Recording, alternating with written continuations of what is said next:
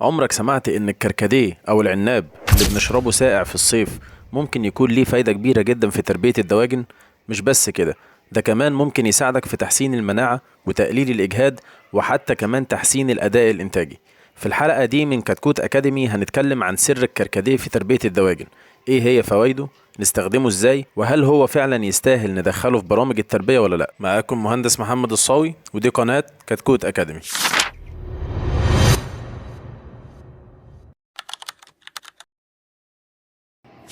خلينا الأول نتفق على نقطة مهمة جدا. أي حاجة طبيعية بنضيفها للدواجن لازم يكون ليها هدف واضح، مش مجرد تجربة وخلاص. والكركديه أو العناب من النباتات اللي فيها مواد فعالة قوية جدا، وبدأ ناس كتير تستخدمه في التغذية الحيوانية بشكل عام. بس السؤال هنا، هل فعلا هي مفيدة للدواجن؟ ولو مفيدة هنستخدمها إمتى وإزاي؟ وده اللي هنفهمه خطوة بخطوة في الحلقة دي.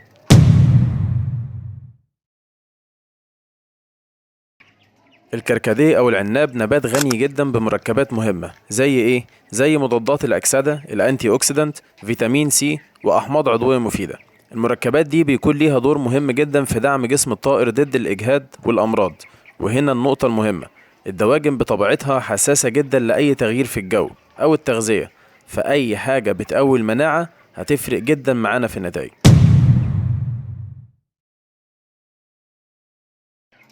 طيب خلينا هنا بقى ندخل في أهم فايدة. الكركديه أو العناب بيساعد على الحاجات اللي هقولك عليها دلوقتي. أولا تقليل الإجهاد التأكسدي أوكسيديتيف ستريس. الحاجة التانية هي دعم جهاز المناعة. الحاجة التالتة تقليل فرص الإصابة بالأمراض. طيب يعني إيه الكلام ده بشكل بسيط؟ يعني لما الطائر يتعرض للإجهاد، سواء بقى كان حر، زحمة، نقل، تغيير علف، جسمه بيبدأ يضعف. وهنا بيظهر دور الكركديه إنه بيحمي الخلايا ويخلي الطائر يتحمل الظروف دي بشكل أفضل، وبالتالي نسبة النفوق هتقل، الأداء هيتحسن، والاستجابة للتحصينات هتكون أفضل.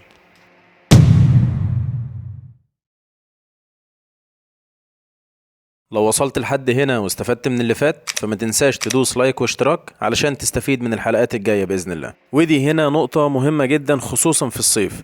الكركديه معروف انه بيشتغل كمبرد طبيعي للجسم، وده طبعا راجع لتركيبته. طب القصة بتيجي ازاي؟ في تربية الدواجن الإجهاد الحراري بيقلل الأكل، بيضعف النمو، وبيأثر على المناعة. لكن مع استخدام الكركديه الطيور بتكون أهدى، استهلاك المية بيكون أحسن، والتأثير السلبي للحر بيقل. عايز أقولك إني مش هكلمك عن حاجة إلا لما أكون مجربها بنفسي الأول. والكركديه بعد فضل ربنا سبحانه وتعالى كان المنقذ ليا في أوقات الذروة في الحر. يعني ببساطة أنت ممكن تستخدمه كأداة مساعدة مهمة جدا في مواجهة الحر.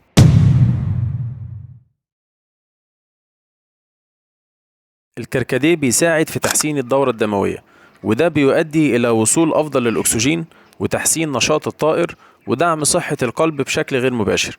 وكمان بينعكس على زيادة الحيوية وتقليل الإجهاد العام وتحسين كفاءة التحويل الغذائي، بالتالي بيديك تحويل أعلى وأفضل.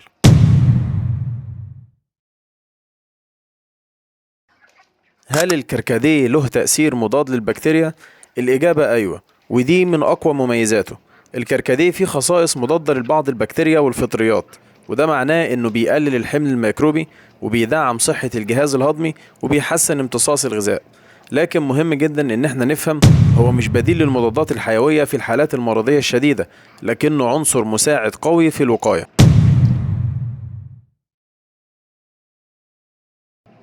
بشكل غير مباشر أيوة، لأن لما الطائر يكون مناعته كويسة، مش متأثر بالإجهاد، الهضم عنده سليم، ده طبيعي جدا بينعكس على زيادة الوزن وتحسن معامل التحويل وكمان تقليل النافق.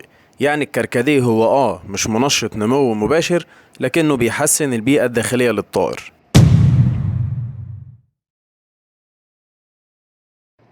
طيب بعد ما اتكلمنا عن فوائد الكركديه اللي ممكن نستفيد بيها في تربية الدواجن خصوصا في الحر، جينا لأهم نقطة كلنا مستنيينها، وهو ازاي استخدم الكركديه.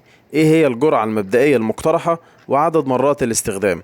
استخدام الكركديه هيكون منقوع في المية بعد غليه وتبريده. هتاخد المستخلص بتاعه وتضيفه للمية بالجرعة اللي هقولك عليها دلوقتي. انا شخصيا بفضل 2 سنتي لكل لتر مية، وعدد مرات الاستخدام هتكون من مرتين لثلاث مرات في الأسبوع، أو ممكن وقت الإجهاد، النقل، الحر، التحصين.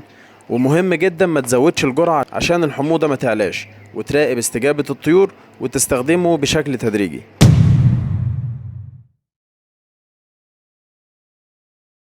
في بعض الحاجات اللي تخص استخدام الكركديه لازم تاخد بالك منها ان الاستخدام الزيادة للكركديه ممكن يسبب حموضة، علشان كده التزم بالجرعة اللي قلنا عليها من 2 ل3 مرات اسبوعيا. الحاجة التانية، لازم الكركديه او منقوع الكركديه يكون نظيف وخالي من الشوائب، يعني لازم بعد ما تغليه وتسيبه يبرد تصفيه تماما من اي شوائب موجودة وتبدأ تاخد منه المستخلص بتاعه. الحاجة التالتة، لازم تفهم ان الكركديه مش بديل للعلاج البيطري، ولكن هو بينفع جدا وقت الوقاية. الحاجة الأخيرة، مش عايزك تستخدمه بشكل يومي مستمر بدون أي داعي.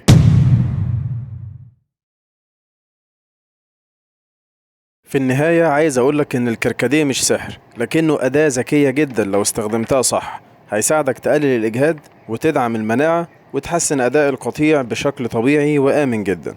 ودي كانت نهاية حلقتنا النهاردة، وأخيرا يهمنا أعرف رأيك في الحلقة في الكومنتات، ولو عندك أي سؤال أو استفسار عن أي شيء يخص التربية اكتبه في التعليقات وأنا بشوفها كلها وبرد عليها. وما تنساش اللايك والاشتراك علشان نكمل رحلتنا سوا، واستنونا الحلقات الجاية بإذن الله من كتكوت أكاديمي.